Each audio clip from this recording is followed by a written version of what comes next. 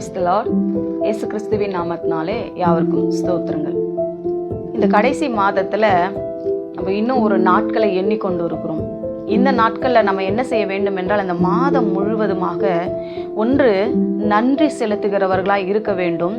இதுவரைக்கும் எத்தனையோ ஜெபங்களை நம்ம ஜெபித்திருப்போம், எத்தனையோ கேள்விகளை நம்ம கேட்டிருப்போம். அது எல்லாவற்றுக்கும் பதில் பெற்றுக்கொள்ளுகிற ஒரு மாதம் தான் இந்த கடைசி மாதம்.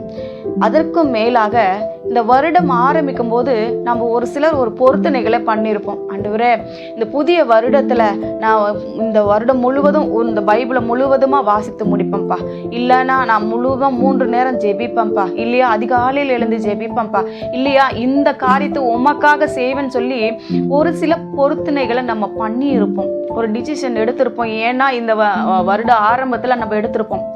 அது தேவனுக்கு எந்த விதத்துல நம்ம செலுத்தினோம்? இந்த வருடம் முழுவதும் ஒரு கொஞ்ச நாள் ஆரம்பத்துல செலுத்தி இருக்கலாம், அதுக்கப்புறம் அது செய்யாம கூட இருந்திருக்கலாம், மறந்து போயிருக்கலாம். இப்போது உங்களுக்கு நான் நினைவு ஊட்ட விரும்புகிறேன். நீங்க செய்த அந்த பொருத்தனைகளை நீங்க என்ன பண்ண வேண்டுமா? கர்த்தருக்காக இந்த கடைசி மாதத்துல செலுத்த வேண்டிய நேரமா இருக்கிறது. நீங்க உங்களுடைய பொருத்தனைகளை செலுத்திட்டு அதுக்கப்புறம் கர்த்தரை நோக்கி கூப்பிட்டு பாருங்க. ஆண்டவர் உங்களுக்கு பதில் தர வல்லவரா இருக்கிறார். நான் உங்களுக்கு ஒரு வசனத்தை வாசிக்க விரும்புகிறேன். சங்கீதம் 50ஆம் அதிகாரத்துல 14வது வசனம் வாசிக்கிறேன். நீ தேவனுக்கு ஸ்தோத்திர பலியிட்டு உன்னதமானவருக்கு உன் பொருத்தனைகளை செலுத்து.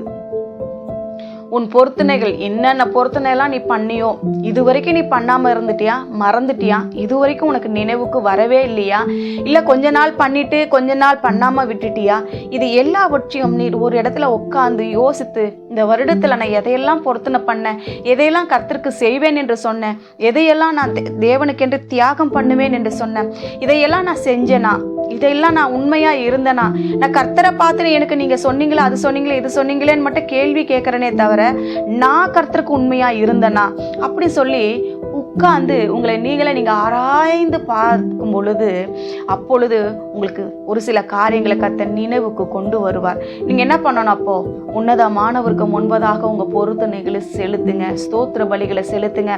இல்ல நான் 1000 ஸ்தோத்திர பலிகளை இந்த வருஷத்துல படிப்பம்பான்னு கூட நீங்க சொல்லியிருப்பீங்க.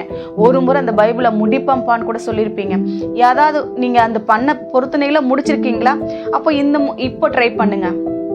ஜெபம் பண்ணி, ஆண்டவரே நான் மறந்துட்டேன், இல்லை சூழ்நிலைகள் நிமித்தம் என்னால் செய்ய முடியல, இப்போ நான் செலுத்துறேன், எனக்கு உதவி செய்யுங்கன்னு சொல்லி நீங்கள் கேட்கும் பொழுது கர்த்தர் நிச்சயமாகவே உங்களுக்கு உதவி செய்ய வல்லவராக இருக்கிறார். ஜெபிக்கலாமா? நல்ல தகப்பனே, இந்த வேலைக்காக நன்றி செலுத்துகிறார். அச்சா, நிறைய பிள்ளைகள் இந்த வருட ஆரம்பத்தில் ஒரு பொருத்தனைகளை பண்ணியிருப்பாங்க. நான் கர்த்தருக்காக இதை செய்வேன் என்று நேர்ந்து கொண்டிருப்பாங்க.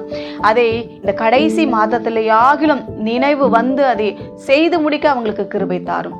இயேசுவின் நாமத்தில் ஜெபிக்கிறோம் பிதாவே, ஆமென்.